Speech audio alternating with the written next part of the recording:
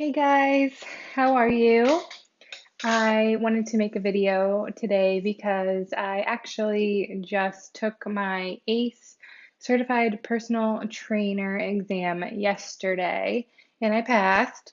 So I wanted to talk about my experience with that, and I also wanted to talk about how it differs from the NASM Personal Trainer exam because I also took that as well. So in 2014, that was the last time I took an actual personal trainer exam. I went through NASM and I was certified through NASM for years.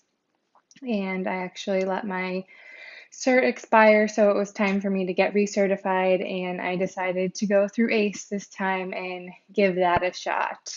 So when I got my materials for ACE, I got them back in February, and they give you 6 months to take the exam. And I dawdled and I didn't study and I put it off. And yesterday was the very last day that I could take the exam. So I took it yesterday, and I really started buckling down and studying about 1 month before my exam. So that isn't typical. They say it takes 3 months to prepare, but I ended up using the manual only and the study companion, and I read one chapter a day. So I would read a chapter a day. These are the only two tools I really used. I would read one chapter a day in the manual, and then as soon as I was done with that chapter, I would go to the study companion and take the quiz.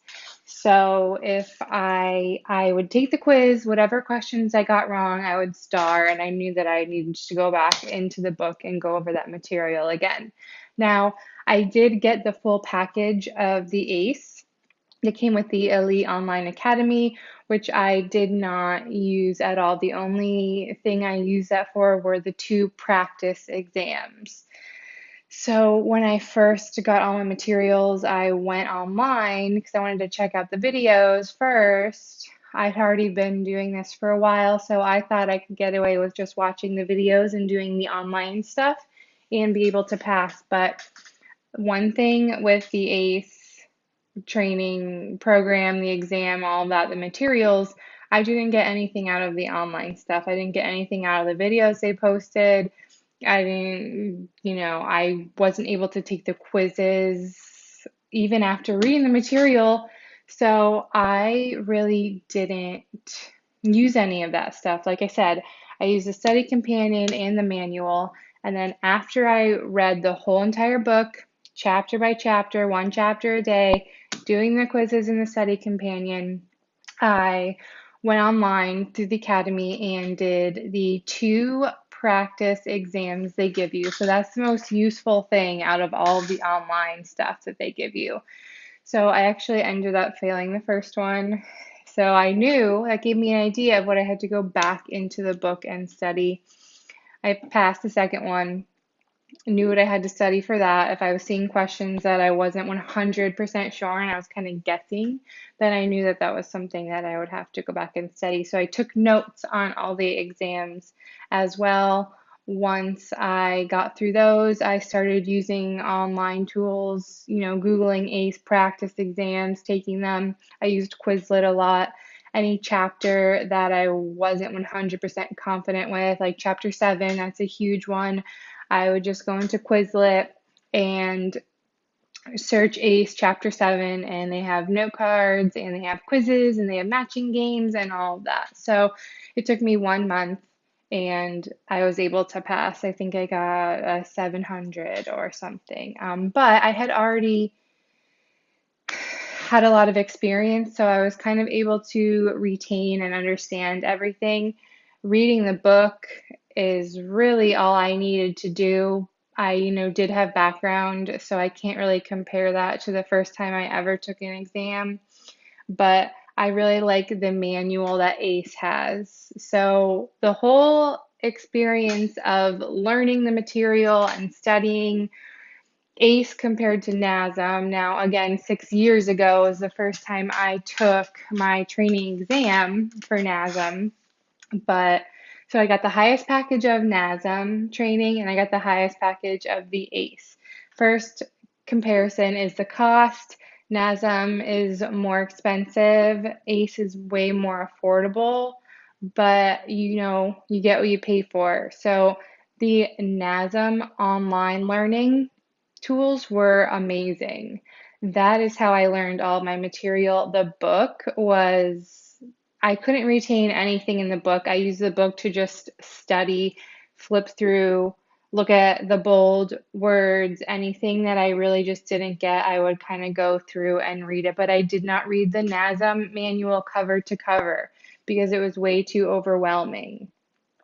The online is what completely helped me. They have set timetables, they do chapters a week. You have to have quizzes handed in and homework handed in at a certain time, so it really keeps you on track. In 3 months, I followed everything that I was supposed to, and I was good to go. I did pass the NASM exam the first try. Now, I hear a lot of people, and I know a lot of people personally who did not pass the NASM exam on their first time or even their second or third time. So the NASM exam, I think, is a lot more challenging.